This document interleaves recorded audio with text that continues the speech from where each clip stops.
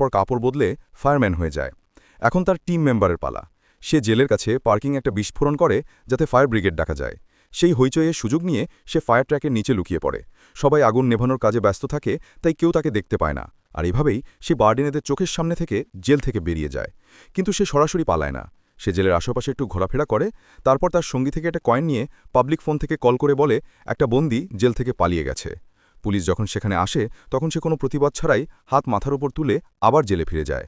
আসলে সে কোনো অপরাধী না, বরং এমন একজন মানুষ যাকে আমেরিকার জেলগুলোর সিকিউরিটি টেস্ট করার জন্য রাখা হয়েছে। তাকে একটা ভুয়া নাম দিয়ে জেলে পাঠানো হয়, আর সে নিজে পালানোর অভিনয় করে দেখায় যাতে সিস্টেমের দুর্বলতা বোঝা যায়। গত 7 বছরে সে 15টা হাই সিকিউরিটি জেল টেস্ট করেছে, আর কেউ তাকে থামাতে পারেনি। তারপর একদিন সিআইএর এজেন্টরা তার কাছে আসে। তারা তাকে মাত্র $1 একটা রহস্যময় জেল টেস্ট করার কাজ দেয়, এবং সে রাজি হয়ে যায়।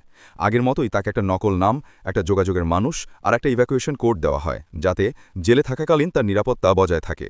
তার সঙ্গী তার শরীরে একটা ট্র্যাকারও বসিয়ে দেয়। সবকিছু একদম পারফেক্ট মনে হয়।